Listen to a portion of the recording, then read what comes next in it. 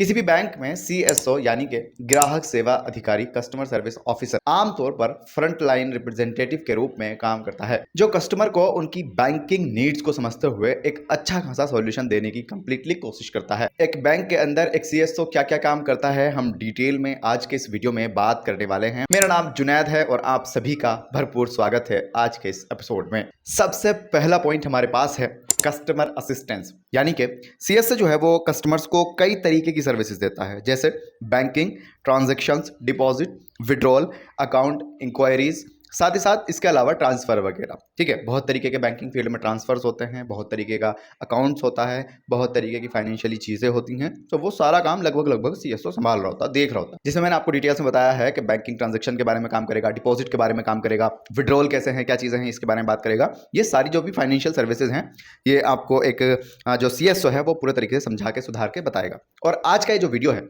ये specially Kotak Mahindra bank को dedicated है। दूसरा काम जो है एक सीएसओ का वो क्या है, प्रॉब्लम रीसोल्यूशन। जी हाँ, देखिए आए दिन बैंकिंग फील्ड में कोई ना कोई प्रॉब्लम्स आती रहती है कस्टमर्स को लेकर। ठीक है, किसी कस्टमर का कोई पैसा कट गया, किसी कस्टमर का कोई एफडी का पता नहीं चल रहा, किसी कस्टमर के अकाउंट में पैसा एक्स्ट्रा आ गया। मतलब ये मेरी लैंग्वेज में आसान भाषा में चीजें हैं, बैंक की लैंग्वेज में इन चीजों का नाम थोड़ा सा अलग है। तो आपको सभी का सोल्यूशन देना होगा। ठीक है, मान लो किसी के बैंक अकाउंट में कोई पैसा एक्स्ट्रा आया है तो उसको बताना होगा कि ये आपका एफडी प्लस हुआ है या ये आपका इधर का पैसा है उधर आया है। इस तरीके से आपको मतलब प्योरली तरीके से बताना होगा। साथ ही साथ आप उनको इसके अलावा जो सर्विसेज दोगे वो दे सकते हो, जैसे कि बैंक अकाउंट, साथ साथ एटीएम।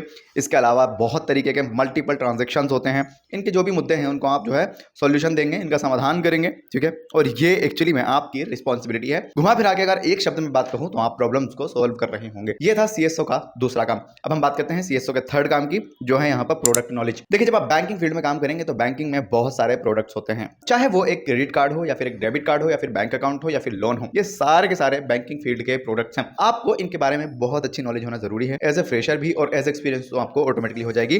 तो अगर आपके पास नॉलेज नहीं है तो आप गूगल एंड यूट्यूब से इन चीजों के बारे में सीख सकते हो, और कोटक महिंद्रा बैंक की ऑफिशियल साइट पर सब कुछ लिखा हुआ है, जिसका लिंक आपको डिस्क्रिप्शन में मिल जाएगा। एग्जाम्पल के तौर पर अगर मैं बात करूं तो यहाँ पर क्रेडिट, डेबिट, लोन एंड इसके अलावा बहुत सारी चीजें दिखाई गई हैं, जिसमें आपको प्रोडक्ट नॉलेज होना जरूरी है। इसी के साथ साथ नंबर 4 पे हमारे पास है क्रॉस सेलिंग। देखिए, क्रॉस सेलिंग करना आपके लिए बड़ी जबरदस्त वाली बात है और ये बहुत जरूरी है। अगर आपको बैंक को प्रॉफिट दिलवाना है तो क्रॉस सेलिंग करना आना जरूरी है। मान लो आपने एक व्यक्ति को कोई एक चीज सेल किया है, जैसे आपने किसी को कोई डेबिट कार्ड या फिर क्रेडिट कार्ड सेल किया है, तो आप कोशिश ये करें कि उस सेम बंदे को कोई पॉलिसी बेच सकते हैं, कोई इंश्योरेंस बेच सकते हैं, कोई डीमेट अकाउंट का कुछ बता सकते हैं। इस तरीके से बहुत सारी चीजें हैं। तो बैंक हमेशा ये कहता है कि क्रॉस सेलिंग के ऊपर ज्यादा फोकस करिएगा, तो आपको क्रॉस सेलिंग करना आना बहुत ज्यादा जरूरी है। अब आपको मैं एक दो एग्जांपल दे देता हूं कि क्रॉस सेलिंग में क्या क्या चीजें कर सकते हैं हम न्यू एंड एग्जिस्टिंग कस्टमर के साथ। जैसे कि कई तरीके के इंश्योरेंस प्रोडक्ट है वो सेल कर सकते हो, क्रेडिट प्रोडक्ट सेल कर सकते हो, कई बार इन्वेस्टमेंट के जो ऑप्शंस हैं वो भी आप उनको बता सकते हो। नंबर 5 पर है कंप्लायंस।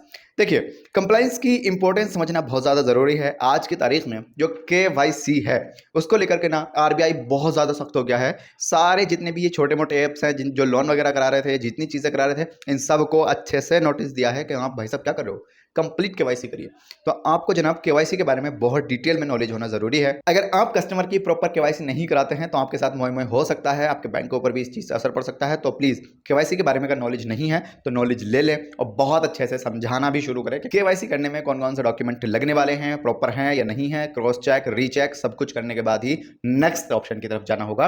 तो ये बात ध्यान में रखिएगा। साथ ही साथ आप कस्टमर से प्रॉपर इंफॉर्मेशन लीजिए, प्रॉपर पूछताछ कीजिए कि कौन सा पैसा कहां से आ रहा है, किधर जा रहा है, क्यों आ रहा है, क्यों जा रहा है, क्या मतलब है, जीएसटी दिया नहीं दिया, इनकम टैक्स दे रहे हो नहीं दे रहे हो, ये सारी चीजें इन ब्रीफ पूछना एज ए सीएसओ आपकी रिस्पॉन्सिबिलिटी है। इसी के साथ नंबर 6 एंड लास्ट हमारे पास है कस्टमर रिलेशनशिप मैनेजमेंट। देखिए, किसी भी बिजनेस में, किसी भी नौकरी में, किसी भी जॉब्स में सबसे अहम भूमिका अगर कोई चीज निभाती है तो वो है कस्टमर रिलेशनशिप मैनेजमेंट। अगर आप अपने कस्टमर के साथ बहुत अच्छा रिलेशनशिप बिल्ड करते हैं तो उससे आपको बहुत सारे बेनिफिट्स होंगे, और अगर आप अपने कस्टमर के साथ अच्छा रिलेशनशिप बिल्ड नहीं कर पाते हैं तो इससे जो लॉसेज होंगे वो भी मैक्सिमम होंगे। किस तरीके से आप रिलेशनशिप के ऊपर काम करोगे इसके बारे में थोड़ी सी अगर मैं बात करूं तो मैं आपको बता दूं। देखिए, कस्टमर्स की नीड को समझते हुए उनको आप प्रोडक्ट सजेस्ट कीजिए। ये नहीं कि अपनी क्रॉस सेलिंग के चक्कर में या सेलिंग के चक्कर में कुछ भी ऑप्शन आप बेचने लगे हुए हो, ऐसा करना गलत है। अगर आप जानना चाहते हैं कस्टमर को कैसे खुश करें तो आप ये 5 बातें जरूर ध्यान में रखें। Number 1, quick response. अगर आपके कस्टमर ने आपसे कोई बात पूछी है तो उसको रिस्पॉन्स क्विक करें। अगर आपको नहीं पता है उस बात के बारे में तो उसको कह दें कि सर मैं इस बात का आंसर थोड़ी देर में करूंगा, लेकिन मैंने यहाँ पे क्विक रिस्पॉन्स किया।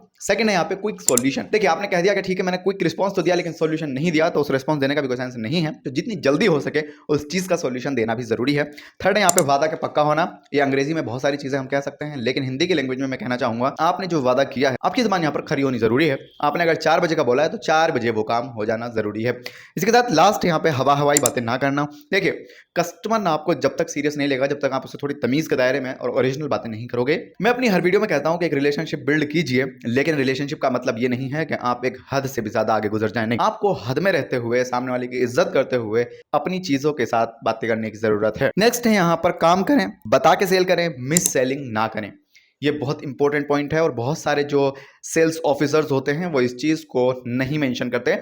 बहुत सारे लोग ना ऐसा करते हैं कि अपनी सेल्स अपना टारगेट्स को अचीव करने के चक्कर में ना मिस सेलिंग कर देते हैं। मान लीजिए मुझे क्रेडिट कार्ड की जरूरत नहीं है, ना मेरे पास एक अच्छी जॉब है जिससे मैं उसके बिल पे कर सकूं, और ना मैं अभी कोई बिजनेसमैन हूं, मैंने जस्ट अपना ग्रेजुएशन कंप्लीट किया है और मैं खुद भटका भूला एक लड़का हूं। बैंक वाले ना कई बार उस बंदे को भी क्रेडिट कार्ड सेल कर देते हैं जिसको एक्चुअली में उसकी जरूरत नहीं है, और वो बंदा तो ले लेता है, उसको पता नहीं होता है। तो आपकी रिस्पॉन्सिबिलिटी जनाब ये भी है कि आप मिस सेलिंग ना करें, अच्छे से सेल करें, बता के सेल करें। जितने भी नुकसान हैं, जितने भी फायदे हैं वो बता के सेल करें, इससे आपके रिलेशनशिप को ऊपर आंच नहीं आएगी। गाइस ये सारी रिस्पॉन्सिबिलिटी थी एक सीएसओ की, और ये कोटक महिंद्रा बैंक के लिए एक स्पेशली वीडियो था। अगर आपके दिमाग में कोई भी डाउट है, कुछ भी पूछना चाहते हैं तो प्लीज कमेंट्स में जरूर पूछिएगा। साथ ही साथ इस वीडियो को अपने दोस्तों के साथ जरूर शेयर करना, बिकॉज एक वीडियो के पीछे यार बहुत मेहनत लगती है, बहुत एफर्ट्स डालने पड़ते हैं, तब जाके एक वीडियो यहां तक आता है। आप इस वीडियो को अपने दोस्तों के साथ व्हाट्सएप के ऊपर जरूर शेयर करिएगा। बाकी सब्सक्राइब नहीं किया है तो please hit the subscribe button. मैं आपसे दूसरे वीडियो में मिलूंगा, तब तक के लिए धन्यवाद।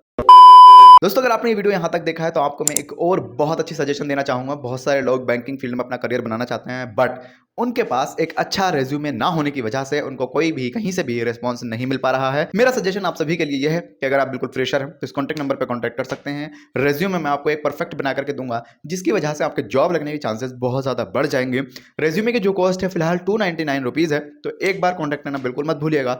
अगर आप बिल्कुल फ्रेशर हैं तो 299 है, अगर आपके पास मल्टीपल एक्सपीरियंस है तो भी आप इस कॉन्टैक्ट नंबर पर कॉन्टैक्ट कर सकते हैं। दोस्तों वीडियो के लास्ट में एक और इंपॉर्टेंट पॉइंट ऐड करना चाहूंगा। अगर आप बैंकिंग फील्ड में सीरियसली जॉब लेना चाहते हैं तो आपको सबसे ज्यादा सख्त जरूरत है अपनी कम्युनिकेशन स्किल्स को इंप्रूव करना। कैसे करोगे, इसके ऊपर हमने एक पूरा ई बुक लिखा हुआ है, उस ई बुक का लिंक आपको डिस्क्रिप्शन में मिल जाएगा, first link in the description box. आज ही जाके परचेज करो, कीमत बहुत कम है, फटाफट पहुंचिए, इन्वेस्ट करिए, डाउनलोड करिए, पढ़ना शुरू कीजिए। बहुत जरूरी है एज ए बैंकर कम्युनिकेट करना, आपको बातचीत करना आना बहुत ज्यादा जरूरी है। आप हमसे कमेंट्स में कुछ और भी पूछना चाहो तो पूछ सकते हो, बाकी अपनी राय कमेंट्स में जरूर दीजिएगा। मेरा नाम जुनैद है। इस वाले वीडियो में इतना ही।